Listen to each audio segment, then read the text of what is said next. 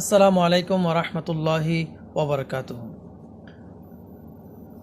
আল্লাহ তালার গুণবাচক সিফতি নাম আছে, ৯৯টি নাম আছে, সিফতি ইসমে আজম বলা হয়। কোনো ব্যক্তি যদি এই ইসমে আজম ৯৯টি সিফতি নাম যদি পড়ে জিকির করা হয়, আল্লাহ তালা তার প্রতি বেশি সন্তুষ্ট থাকেন।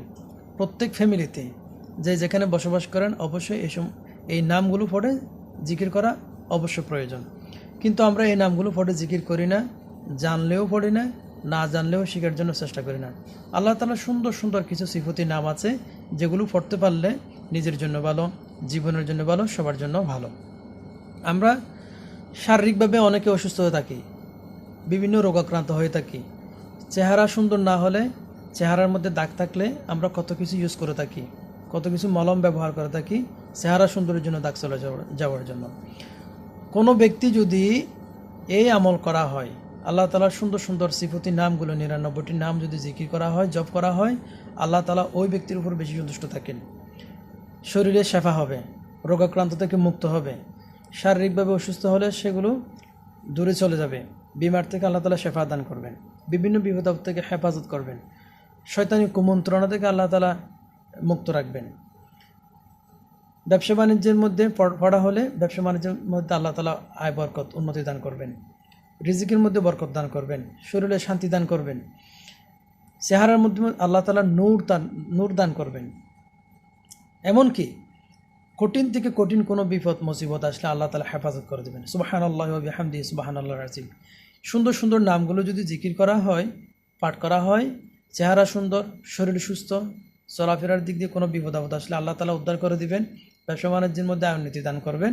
এবং এই নামগুলো পড়া প্রত্যেক মুসলমানের জন্য, ভাই বোনের জন্য অবশ্য প্রয়োজন। তো যে সমস্ত ব্যক্তিরা নামাজ পড়েন, ৫ ওয়াক্ত তেলাওয়াত করেন, প্রত্যেকের জন্য অবশ্যই প্রয়োজন এই নামগুলো পড়ে জিকির করা, সুন্দর সুন্দর নামগুলো বলে আল্লাহকে ডাকা, আল্লাহ তালা তার প্রতি বেশি সন্তুষ্ট থাকবেন। এই নামগুলো পড়ে পানিতে ফুঁক দিয়ে পানিগুলো খাওয়া, শেফা লাভ করা। তো আসুন, এই নামগুলো আমি যেভাবে পড়ি সেইভাবে যদি আপনাদের পড়তে ভালো লাগে অবশ্যই এভাবে পড়বেন, এবং যারা জানে না তাদেরকে জানানোর জন্য সবার মাঝে এটা শেয়ার করবেন। বিসমিল্লাহির রহমানির রহিম।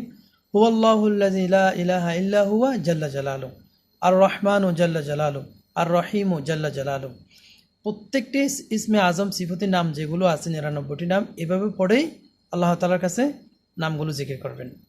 শেষ পর্যায়ে বলবেন আলিফ লাম মিম আল্লাহু লা ইলাহা ইল্লা হুয়াল হাইয়ুল কাইয়্যুম, আলিফ লাম মিম আল্লাহু লা ইলাহা ইল্লা হুয়া রাব্বুল আরশিল আযীম, আলিফ লাম মিম আল্লাহু লা ইলাহা ইল্লা হুয়া রাব্বুল আরশিল কারীম।